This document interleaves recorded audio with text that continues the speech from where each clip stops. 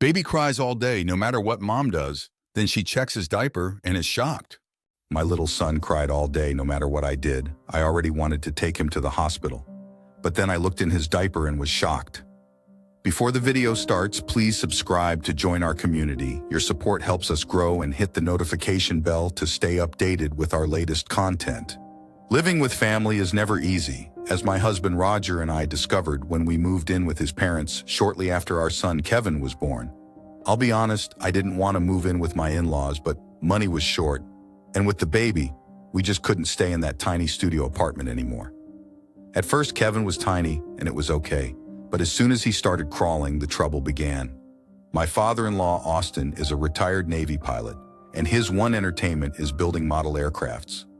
Austin was once a very active man, but a war injury has left him with back problems. He can move around, but he has considerable pain. Unlike so many other people, Austin has always refused to take the powerful painkillers the doctors prescribed. He distracts himself by building model airplanes. The problem is that he had taken over a part of the family room. It's a large area, so that was okay. But what wasn't okay is that I often found myself picking up tiny pieces of his models from the floor.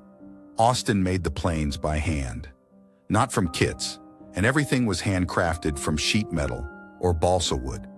The planes are lovely, and Austin hangs them from the ceiling all over the house. Like I explained, everything was fine until Kevin started crawling. One morning I found some small metal shavings on the floor and asked my husband to speak to his father about safety for the baby. Roger was a bit hesitant. He didn't think Austin would react well, and he was right. What? I heard the scream from the kitchen where I was feeding Kevin while Ellen, my mother-in-law, made dinner. Admitting you're wrong is the first step to correcting a mistake. What do you mean? I must be more careful. I'm very careful, Austin shouted. Roger must have made some reply we couldn't hear because Austin roared, "This is my house and I will do what I want." I walked to the door and listened. "Dad," Roger said calmly, "I know that we are just asking you to be a little more careful. Kevin is starting to crawl all over the house." "You think I'd do anything to harm my grandson?" Austin asked angrily. "Never, but I won't be dictated to in my own house by you, especially after I took you in." Ellen decided to intervene and walked into the lounge. "Austin," she said in her soft voice, "Honey, you could have that workshop you've always wanted. We have plenty of room out back." "You too, Ellen?" Austin roared. "You want me out of the house? Forget it." He turned his back on all of us and stomped off to his room. Ellen, Roger, and I looked at each other. Ellen sighed and shook her head.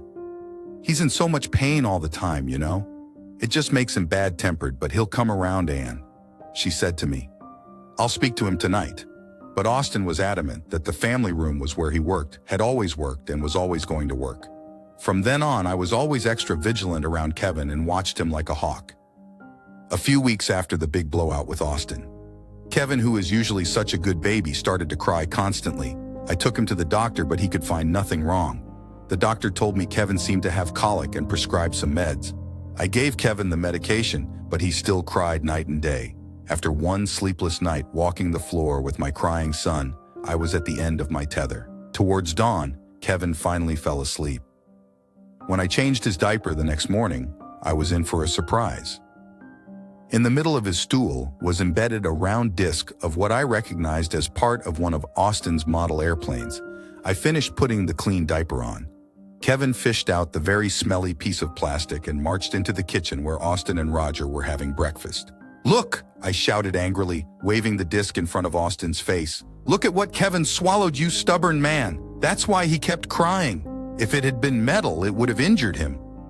Austin's mouth hung open and the color drained from his face. "Anne," he said quietly, "I'm so sorry. I'm usually so careful. That's just not good enough. Austin, this is about Kevin's safety, and if things don't change, we are moving out." I told him. Austin looked shocked.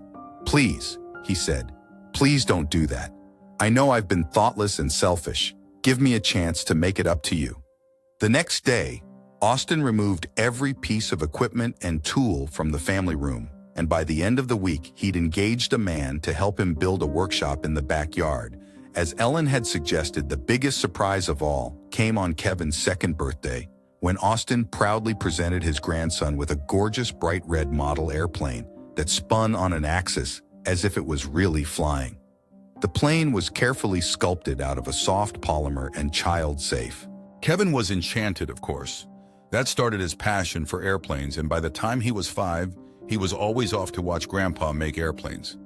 My father-in-law adores Kevin and has proudly told me that he is the cleverest, most beautiful boy ever born, and that he is sure that one day he will be a brilliant pilot. What can we learn from this story? A child's safety is the most important thing. Austin's stubbornness ended up placing his grandson's health at risk. Admitting you're wrong is the first step to correcting a mistake. Austin realized he was being selfish and did all he could to make amends.